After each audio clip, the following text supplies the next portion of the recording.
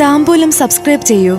അനുഗ്രഹീതമായ ദൈവികമായ അറിവുകൾ ഉടൻ നിങ്ങളിലെത്തും.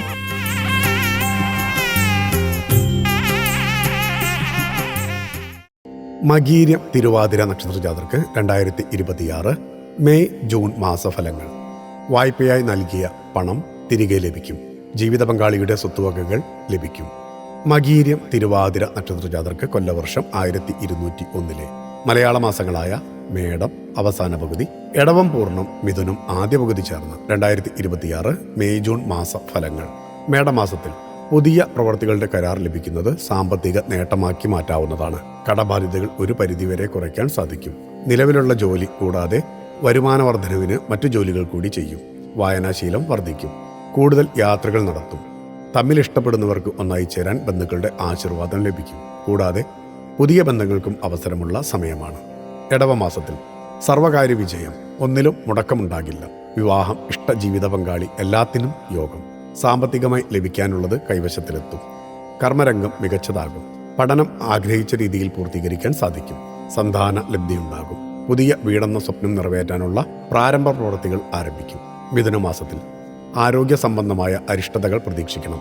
കടമായി നൽകിയ പണം വൈകിയാണെങ്കിലും ലഭിക്കാൻ ചേർന്ന സമയമാണ്. അതിലൂടെ ഇതുവരെ നിലനിന്ന ആശങ്കകൾ അകലും. ജീവിത പങ്കാളിയുടെ കുടുംബത്തിൽ നിന്ന് ലഭിക്കേണ്ട വിഹിതം ലഭിക്കുന്നത് ആശ്വാസമാകും. വ്യവഹാരങ്ങളിൽ സമ്പൂർണ്ണ വിജയം. പൊതുവെ സമയം ഗുണദോഷ സമ്മിശ്രമാണ്. തിരുവാതിര നക്ഷത്രക്കാർക്ക് മേടമാസത്തിൽ നിലനിന്ന സാമ്പത്തിക പ്രതിസന്ധികളിൽ നിന്ന് ഒരു പരിധിവരെ രക്ഷ നേടും. ആതുര സേവാരംഗത്തുള്ളവർക്ക് ഇത് നേട്ടത്തിന്റെ സമയമാണ്. പേരും പ്രശസ്തിയും സമ്പാദ്യവും വർദ്ധിക്കും. പല മഹത് വ്യക്തികളുമായി പരിചയപ്പെടാനും ബന്ധം സ്ഥാപിക്കാനും അവസരം ലഭിക്കും. സ്വയം തൊഴിലിൽ ഏർപ്പെട്ടവർക്ക് നേട്ടത്തിന്റെ സമയമാണ്. ദൈവാധീനമുണ്ട് എല്ലാ കാര്യങ്ങളിലും. എടവമാസത്തിൽ സ്വന്തം ആലോചനയിൽ ചെയ്യുന്ന കാര്യങ്ങളിലൂടെ അബദ്ധങ്ങളും സാമ്പത്തിക നഷ്ടങ്ങളും വന്നുചേരാം. അറിവുള്ളവരുടെ ഉപദേശം സ്വീകരിക്കുന്നത് വിജയിക്കാനുള്ള മാർഗമാകും. പണം കടം കൊടുക്കാൻ ചേർന്ന സമയമല്ല. ഭീമമായ സംഖ്യ ഇത്തരത്തിൽ നഷ്ടപ്പെട്ടേക്കാം. ബന്ധുക്കളുമായി ശത്രുതയിലേക്ക് പോകാൻ അവസരമുള്ള സമയമാണ്. ശ്രദ്ധിക്കുക. ജലവുമായി ബന്ധപ്പെട്ട ജോലിയിൽ ഏർപ്പെട്ടവർക്ക് സമയം ഒട്ടും അനുകൂലമായിരിക്കുകയില്ല.